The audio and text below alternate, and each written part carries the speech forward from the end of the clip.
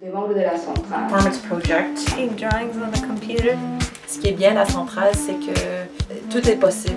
Making paintings, doing sculptures. Membres de la centrale. Performance artists. Feminist performance artists over 40 who are using the body, hiring other bodies or using their own body. Bonjour, je m'appelle Nathalie Lemoine, mon nom coréen c'est Cho Mi-hee et mon vrai nom c'est Kimura Pion. Je connais la centrale depuis 2006, 2005-2006, j'avais entendu parler de ce centre en Corée du Sud par une artiste, Coral Shaw, qui me disait que c'était une galerie qui était assez active et féministe.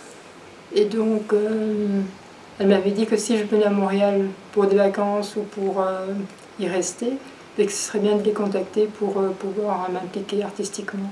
C'est ce que j'ai fait avec un collectif que j'avais à l'époque qui s'appelle Orientité. Et donc, j'ai fait ça en mai 2007, donc, avec deux autres personnes. Donc, une artiste de France, de Lille, Adèle Guillon, et puis Jane Kayson qui vient du Danemark. On avait un collectif de la diaspora coréenne artistique qu'on avait créé en Corée du Sud. Et donc on est resté 24 heures enfermés dans la centrale. Ce qui était très intéressant parce qu'on a rencontré différentes personnes, des artistes surtout, une académique, et puis on s'est échangé pas mal d'idées et c'était un bon tremplin pour moi pour me sentir plus à l'aise à Montréal. J'ai un film que j'ai fait d'ailleurs par rapport à cet événement qui est sur le net, sur YouTube. On m'a proposé d'être dans le comité d'administration pour m'impliquer un peu plus et pour connaître un peu la scène artistique plus alternative, plus autogérée ou avec un mandat qui m'intéressait plus. Donc le féminisme, l'antiracisme, l'anti-autoritarisme, je sais pas, tout ce qui est un petit peu, je pense, de gauche, on va dire. J'y suis restée pendant plus ou moins 3 ans comme membre actif, j'ai eu bénévolat, etc. Et puis après j'ai dû partir pour des problèmes de papier d'immigration.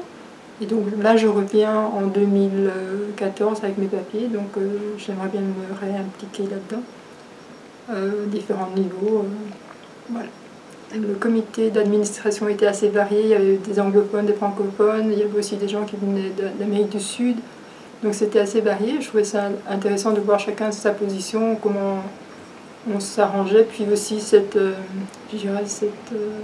importance que tout soit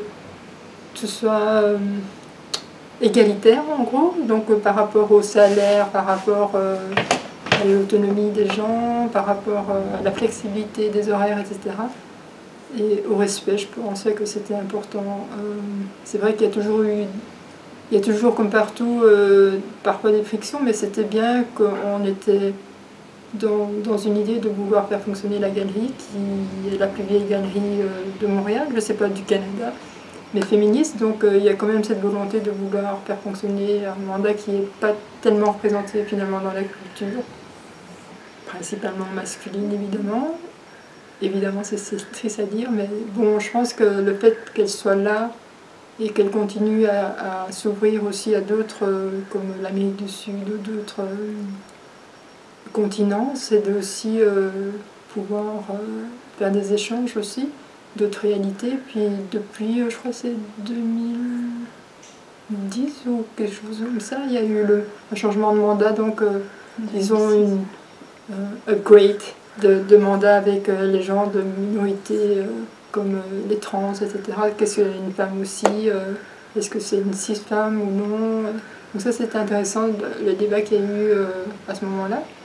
Donc moi je trouve que ce qui est bien avec la centrale, c'est qu'il y a une volonté de vouloir être active sur la scène artistique montréalaise indépendante, mais aussi que ce n'est pas commercial, c'est surtout ça aussi. Ça fait 25 ans plus ou moins que je travaille. J'ai commencé par la danse en extra chez Béjart, donc c'est tout à fait un autre truc. Puis comme j'ai eu un accident, j'ai arrêté. Puis après j'ai fait un film par hasard, et puis ce film-là a gagné un prix qui m'a permis d'aller en Corée, qui m'a permis de peut-être avoir de la matière pour mon travail artistique. Et puis le fait d'avoir été en Corée, je pense, m'a permis de renouer avec mes racines orientales. Et donc de travailler la calligraphie, le geste, les planes, les vides, etc.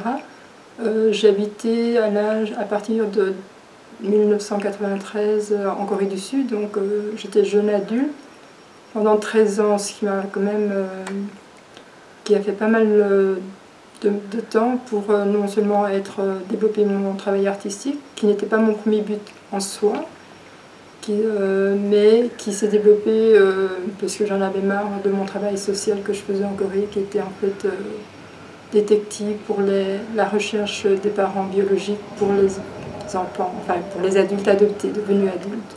Et en Corée aussi, j'ai participé au premier groupe féministe en Corée, qui était un peu comme mes profs de vie. Et évidemment, ça a été compliqué parce que je parlais comme une blanche, comme ils disaient là-bas, et puis j'étais un produit vendu.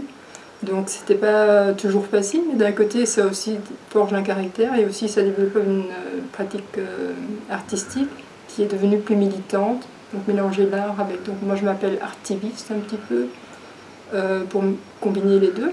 Et depuis que j'ai habité au Canada, j'ai plus développé le côté de la représentation du genre, donc de l'identité du genre, etc. Parce qu'en Belgique et en Corée, évidemment, on n'en parlait pas trop à l'époque, en tout cas en Belgique, et en Corée, on en parlait encore moins. Donc c'est ici que j'ai senti une sorte de liberté, donc de parler plus au niveau de vidéo, de faire un travail dessus. Moins la photo, mais donc mon travail maintenant se résume en gros en travail conceptuel, soit par la vidéo, par la photo, par la peinture, le collage, et l'écriture aussi. Donc aussi depuis que je suis à Montréal, je fais partie d'un collectif tout récent depuis 2012, le premier festival de personnes de couleur LGBT a commencé à faire un festival artistique. Donc mixer une exposition et avec des séminaires ou des ateliers pour ces personnes-là, mais aussi pour un public plus large, pour qu'on soit représenté et aussi visible, et pour donner la chance justement à la nouvelle génération peut-être de pouvoir se développer moins dans la peur ou dans le placard, je dirais. Oui, c'est à peu près ça. J'aime pas trop parler en fait, je préfère filmer.